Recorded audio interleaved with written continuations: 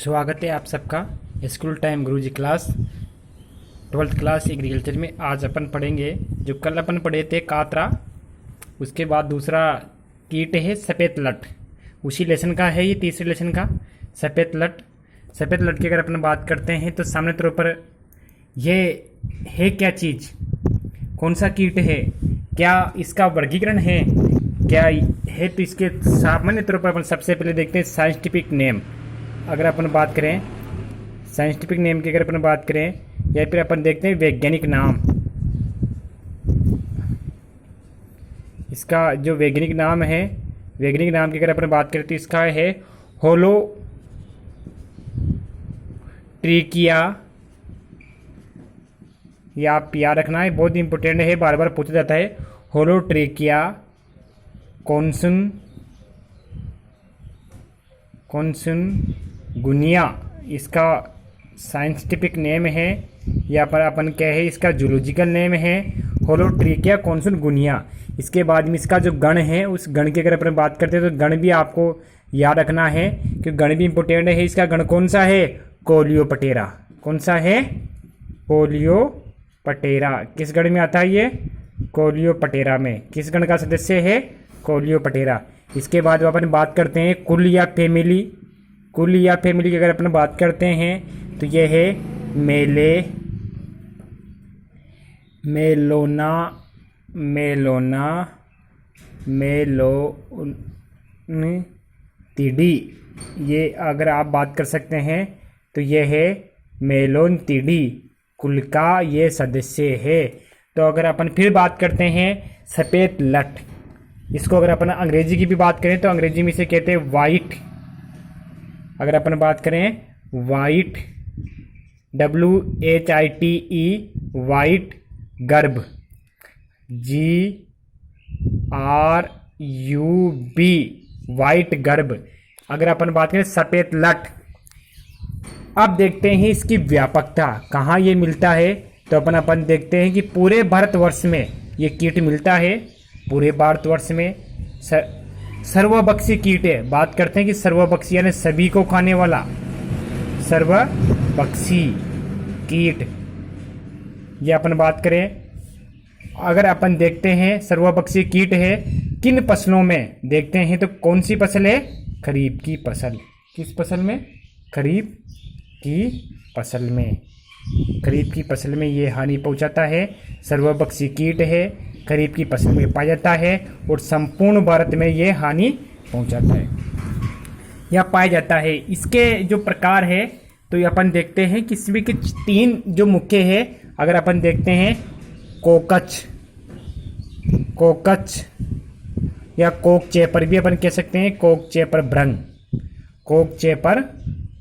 भ्रंग। Number 2, मई का महीने में आने वाले को मही भ्रंग, जो मई के महीने में दिखाई देता है शुरुआत में, कोक चेपर भ्रंग, मही भ्रंग। और एक है जून भ्रंग। तो ये 3 इसके प्रकार है। तो ये सभी भ्रंग के रूप में, यानी इसका जो व्यवसक है वो भ्रंग के रूप में पाया जाता है।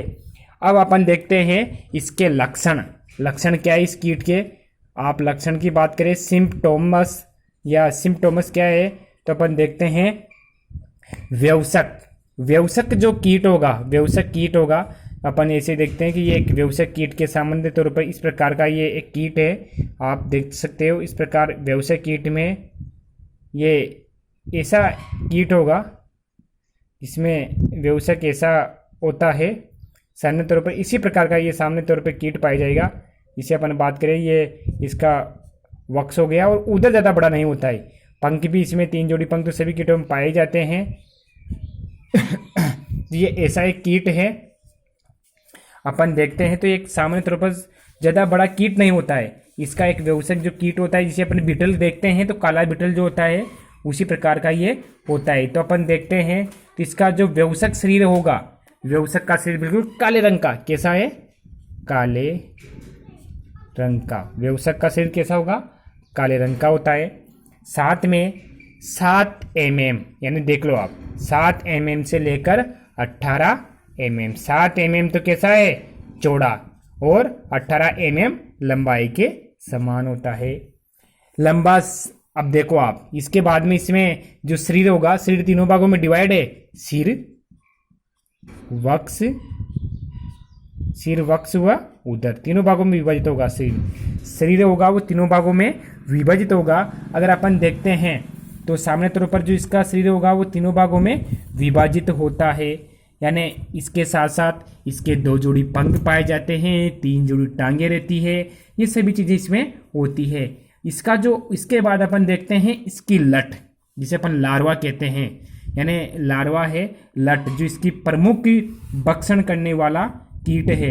इसमें अगर अपन सफेद लट में देखते हैं तो जो इसकी लट होती है वह, अगर अपन देखते हैं तो सफेद लट में जो सीसू गिडार होते हैं, सीसू यानी जो अंडे से निकलने वाले, वो 2 से 3 मिलीमीटर चौड़ी होती है, ज़्यादा लंबी नहीं होती है। इसकी शेप, इसका आकार ये देखना आप, जो सफ़ेद लट है, सफ़ेद लट का आकार, ये कई बार क्वेश्चन आता है, आकार कैसा होता है, इसका आकार देखा गया है सी आकार का, अंग्रेजी वर्णमाला के, यानी लट होगी वो इस प्रकार यूँ सी आकार में ये लट होगी। जैसे अपन देखते हैं तो ये लट का सी आकार की ये लट बनेगी, इस प्रकार यूँ लट होती है तो ये सी आकार में होती है। तो इसकी शेप कैसी बनेगी, सी आकार की, यानी जो लट होती है वो सी आकार की होती है। इसके बाद अपन देखते हैं इसके पोषक पौधे, यानी किन फसलों को ये नुकसान पहुंचाता है। तो पोषक पौधों में अगर अपन देखते हैं तो पोषक पौधे देखिए तो अपन सामने तौर पर खरीफ की फसल, यानी जो पोषक पौधे होंगे, पोषक पौधे, जो पोषक पौधों में अगर अपन देखते हैं तो खरीफ, कौन सी, खरीफ की फसलें, कौन सी फसलें, खरीफ की फसलें, यानी खरीफ की फसलें इसकी पोषक होगी। अब खरीफ की फसलों में अगर अपन बात करते हैं जैसे जवार है, बाजरा है, मूंग है, उड़द है, वह इसकी पोषक फसलें होती है। सामने तौर पर जिसकी पोषक फसलों में होती है मूसला जड़ वाली, कौन सी, मूसला जड़ वाली, यानी जकड़ा जड़ की अपेक्षा मूसला जड़ वाली फसलें, मूसला जड़ वाली फसलें अगर अपन बात करते हैं तो ये किस प्रकार पहुंचाता है, क्योंकि इसका जो सीसू गिडार होता है, वह सीसू गिडार होता है वह सर्वप्रथम सड़ी गली वस्तुओं को, किस वस्तुओं को, सड़ी गली वस्तुओं को पोषक के रूप में ग्रहण करता है। उसके बाद में सड़ी गली वस्तुओं को पोषक के रूप में ग्रहण करने के पश्चात धीरे धीरे, सड़ी गली वस्तुओं को पोषक के रूप में ग्रहण करने के पश्चात ये क्या करेगा, धीरे धीरे धीरे धीरे पौधों की जो जड़ें हैं उन जड़ों को नुकसान पहुंचाएगा, पौधों की जड़ों को, पौधों की जड़ों को अगर ये नुकसान पहुंचाएगा तो धीरे धीरे पौधा होगा वो सूख कर पीला पड़ेगा। कैसे हुआ, सूख कर पीला पड़ने लग जाता है। और पौधों को उखाड़ने पर, पौधों को अगर उखाड़ेंगे अपन, जैसे अपन ने पौधा सूख कर पीला पड़ गया, पौधों को उखाड़ा अपन ने, तो पौधों को उखाड़ने पर क्या होगा, पौधा पूरा का पूरा बाहर निकल जाता है। उखाड़ने पर पौधा बाहर निकल जाएगा।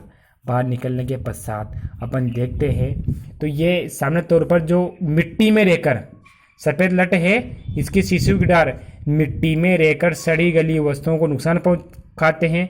उसके पश्चात पौधों की जड़ों को खाना प्रारंभ करते हैं।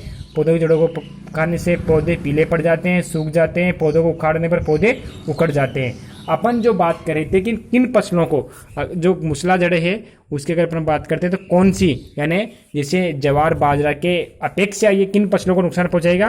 अपन बात करें मिर्च, मिर्च में मूसला जड़ है, या अपन बात करें मिर्च है, मिर्च को नुकसान पहुंचा सकता है, ये मिर्ची हो गई। इसके साथ साथ मूंगफली, मूंगफली की फसल को ये सर्वाधिक हानि पहुंचाती है। कौन, सफ़ेद लट के सीसू गिडार। इसके साथ साथ अगर फलों की अपन बात करें तो फलों में कौन सी फसल है, बेर। बेर को सर्वाधिक हानि, किसको, बेर को। फलों की अगर अपन बात करें तो बेर को सर्वाधिक हानि पहुंचाते हैं, बेर को सर्वाधिक हानि होती है। ये सामने चीज हो गई। इसके बाद अपन लक्षण के बाद अपन बात करते हैं तो लक्षण के बाद अपन बात करेंगे इसके जीवन चक्र की। किसकी बात करेंगे, जीवन चक्र की बात करते हैं। या अपन कह सकते हैं कि इसकी जो कीट है वो फसलों में करीब से करीब 20 से 100% तक हानि पहुंचाती है। और इसके सामान्य तौर पर जो इसकी जो लट भ्रंग होती है वो बहुपक्षीय होती है, वृक्षों में बेर को हानि पहुंचाती है। और किस अवस्था में, यानी जो प्रथम अवस्था है वो तो इसके अंडा हुआ, अंडे के बाद में शिशु गिडार है, शिशु गिडार में थोड़ा निर्मोचन होता है। और तृतीय अवस्था जो कम से कम सितंबर के करीब होती है, उस अवस्था में फसलों को सर्वाधिक हानि होती है। अब अपन बात करते हैं इसके जीवन चक्र की। किसकी बात करते हैं? जीवन चक्र। ये जीवन चक्र या जीवन चक्र में अपन कहे हैं लाइफ साइकिल। लाइफ साइकिल की जो अपन बात करें हैं लाइफ साइकिल, तो यहाँ अपन जीवन चक्र की बात करें तो जीवन चक्र में सबसे पहले अपन देखते हैं तो इस सामान्य तौर पर जो होता क्या है, जो अपन ने कल कातरा में पढ़ा था कि मानसून कब आते हैं। अगर अपन देखते हैं राजस्थान में जून के करीब, यानी मानसून की पहली बरसात। कब बरसात? मानसून की पहली बरसात में। बरसात के समय क्या होगा? व्यवसक जो भ्रंग होंगे, व्यवसक की अपन जो बात करें, व्यवसक जो भ्रंग होंगे वो क्या होंगे? मिट्टी से बाहर निकलेंगे। क्या करेंगे? मिट्टी से बाहर निकलेंगे। मिट्टी में दबे रहते हैं गहराई में कम से कम 1 मीटर नीचे, वो व्यवसक भ्रंग बाहर निकलेंगे। बाहर निकलने के पश्चात अब अपन देखते हैं कि बाहर निकलते ही उनमें भी क्या होगा? कम से कम रात्रि के समय बाहर निकलेंगे। रात्रि के समय जब बाहर निकलेंगे तो बाहर निकलते ही सबसे पहले जो मादा होगी, मादा भ्रंग होगी, वो मादा भ्रंग क्या करेगी? मादा भ्रंग नर भ्रंग को, किसको? नर भ्रंग को, नर जो भ्रंग होगा उसको क्या करेगी? मैथुन के लिए। किसके लिए? मैथुन या अपन कहें जनन के लिए, यानी मैथुन या अपन बात करें हैं जनन के लिए आकर्षित करती है। आकर्षित करने के पश्चात जब इनके में जनन होगा, यानी मैथुन के लिए आकर्षित करेगी। मैथुन के लिए आकर्षित करने के पश्चात जब इनमें जनन होगा तो 2 से 3 दिन पश्चात, कितने दिन पश्चात? 2 से 3 दिन पश्चात क्या होगा? कम से कम जो मादा होगी वह 50 से 60 अंडे, कहाँ पर? 50 से जो 60 अंडे है वह अंडे देती है। जो 50 से 60 अंडे होते हैं वो देती है। और अंडों से अंडे देने के पश्चात जो अंडे देती है, इन अंडों से कम अगर अपन बात करें तो अंडों से कितने दिन पश्चात? अंडों से अगर अपन देखते हैं तो अंडों से जो होगा वह कम से कम 7 से 13 दिन में, कितने? 7 से 13 दिन पश्चात, 13 दिन पश्चात अंडों से क्या निकलेंगे? शिशु गिडार। क्या निकलेंगे? शिशु गिडार। अंडों से क्या निकल रहे हैं? शिशु गिडार निकलते हैं। शिशु गिडार निकलते ही जो अब अपन ने बात की थी कि शिशु गिडार निकलेंगे और वही फसलों को सर्वाधिक हानि पहुंचाते हैं, यानी जड़ों को काटते हैं। जब शिशु गिडार निकलते हैं तो निकलते ही जुलाई से अक्टूबर तक ये सक्रिय रहते हैं। शिशु गिडार कब तक? जुलाई से अक्टूबर तक सक्रिय रहते हैं। सामान्य तौर पर जो मादा होगी वो मादा भ्रंग होगी, वह कम से कम अगर अपन बात करते हैं जो लटकाल होता है, इसकी अपन जो लटका जो काल होगा, यानी शिशु गिडार के बाद लटका समय जो कितना होगा? 82 से लेकर अगर अपन बात करें तो 82 से 113 दिन का, कितने दिन का?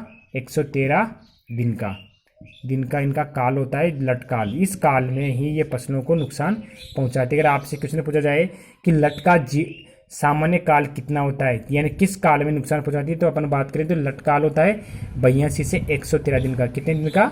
82 से 113 दिन का होता है। इसके पश्चात जो लट होगी वो प्यूपा अवस्था या प्यूपा अपन बात करें कोशित काल में। किस काल में चली जाएगी? कोशित काल में। जब ये कोशित काल में जाएगी तो कोशित काल में जाने के पश्चात मिट्टी के अंदर ही जाएगी, तो कोशित काल में होगी तो कोशित काल होगा इसका 2 से 3 सप्ताह का। कितना होगा? 2 से 3 सप्ताह का ये कोशित काल होगा। उसके पश्चात जो कोशित काल के पश्चात इसके जो व्यवसक भ्रंग बनेंगे, कोशित के पश्चात कौन सी अवस्था आएगी? व्यवसक भ्रंग होंगे वह करीब से करीब 9 से 10 माह, वही अक्टूबर के पश्चात कहाँ जाएंगे? मिट्टी में। कहाँ पर? मिट्टी में गहराई में जाकर, गहराई भी कितनी होगी मिट्टी में, गहराई में 1 मीटर, गहराई में होगी तो कितनी होगी 1 मीटर गहरा, कितनी 1 मीटर गहराई में जाकर ये नीचे छिप जाते हैं।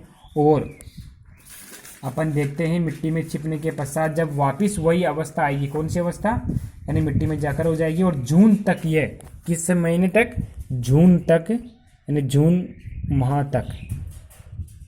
माह तक मिट्टी में रहते हैं। कहाँ रहते हैं, मिट्टी में रहते हैं। जून माह तक ये मिट्टी में रहेंगे। अगर अपन बात करें जून माह तक कहाँ रहेंगे, मिट्टी में रहते हैं।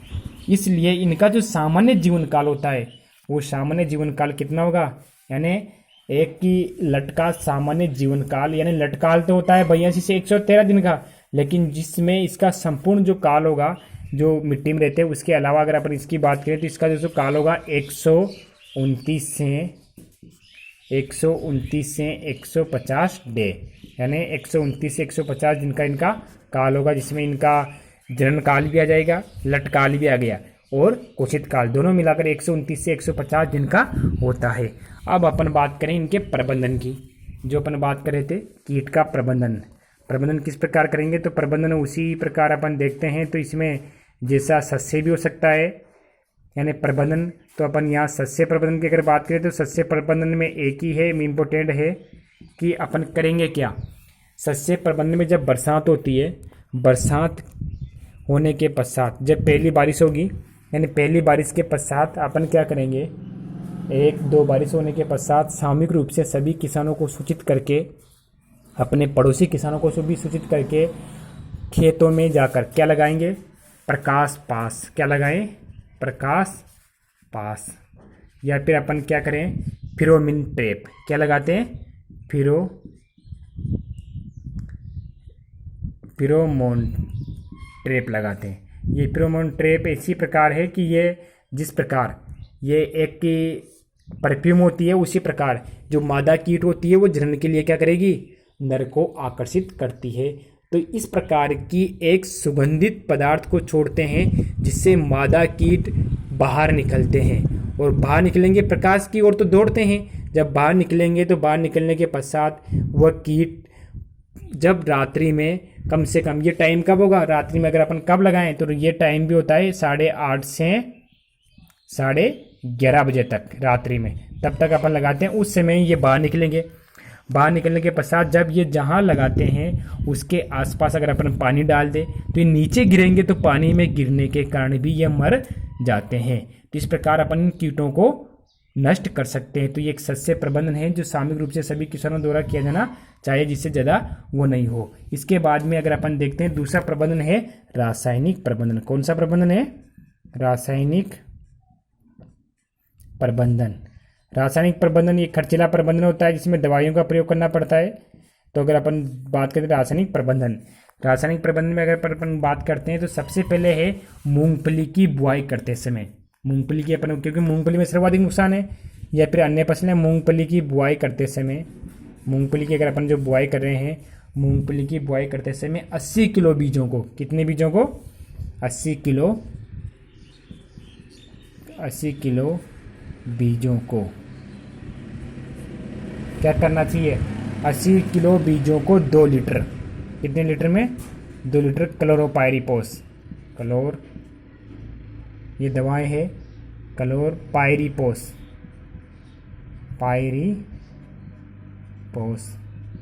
इस दवा में अगर क्लोरोपाइरीपोस होगी तो कितनी ईसी होगी, ये ध्यान रखना। क्लोरोपाइरीपोस सर्वाधिक जो होती है 25 ईसी में, 25 ईसी की जो मात्रा होगी उस ईसी की मात्रा को अपन प्रति हेक्टेयर की दर से, या फिर अपन बात करें क्यूनोलपोस की मात्रा भी 2 लीटर होगी, लेकिन यहाँ पर ईसी की मात्रा होगी वो क्या हो जाएगी, 20 ईसी। तो क्यूनोलपोस है उसका भी अपन प्रयोग कर सकते हैं। तो प्रति लीटर यानी 2 लीटर के हिसाब से अपन जो भी पानी होगा उसमें मिलाकर इसका छिड़काव करना चाहिए, यानी ये 20 ईसी हो गई।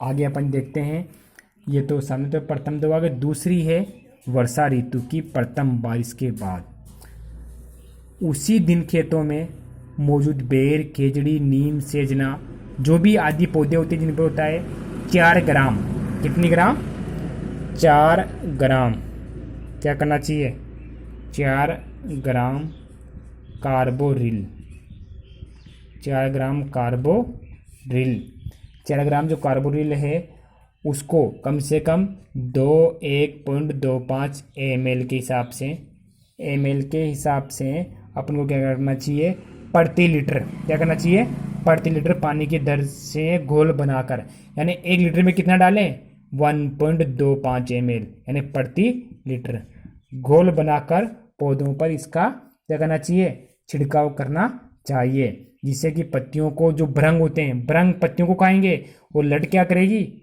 जड़ों को, तो ये भ्रंग होगी, ये पत्तियों को खाकर वो नष्ट हो सकते हैं। इसके अलावा फसलों में जो सामने तौर पर ये दूसरा जो तीसरा इसका पॉइंट होगा, कृषि रासायनिक प्रबंधन में फसलों में जब लटका प्रकोप अधिक होता है, किसका प्रकोप, लटका प्रकोप अधिक होता है, तो अपन को क्या करना चाहिए, फोरेट, किसका, फोरेट दवा होती है, वो कितनी प्रतिशत होती है, प्रतिशत में होगी 10% दवा, या क्विनोलपोस, फोरेट के अलावा अपन क्विनोलपोस होती है, वो चूर्ण में भी आती है, क्विनोलपोस चूर्ण, इसका भी अपन बात कर सकते हैं, ये कितनी होगी, 5%, क्विनोलपोस 5%। इस चूर्ण को भी, इस फोरेट 10% और क्विनोलपोस 5% चूर्ण को भी अपन प्रति 20 से 25 किलो चूर्ण के हिसाब से इसका छिड़काव कर सकते हैं। इसके अलावा खड़ी फसल में अपन क्या करें, खड़ी फसल में क्लोरोपायरीपोस, खड़ी फसल में भी क्लोरोपायरीपोस या फिर किनोल पायरीपोस, जो अपन बात करें क्लोरोपायरीपोस या किनोलपोस की भी अपन क्या करेंगे, 20 EC प्रति हेक्टेयर की दर से पानी के साथ, जो पानी होगा जिसे अपन बात करें सिंचाई के पानी, सिंचाई के पानी में घोल कर कितना लीटर होना चाहिए, 2 लीटर, कितना, यानी अपन बात करें क्लोरोपायरीपोस या किनोलपोस कितना होना चाहिए, 2 लीटर सिंचाई के पानी में घोल कर देने से उनकी जड़ों में ये दवा जाएगी, जिससे कि सफ़ेद लट मर सकती है। तो विद्यार्थियों, आज अपन ने ये अध्ययन करा सफ़ेद लट। धन्यवाद आप सबने जो समय दिया।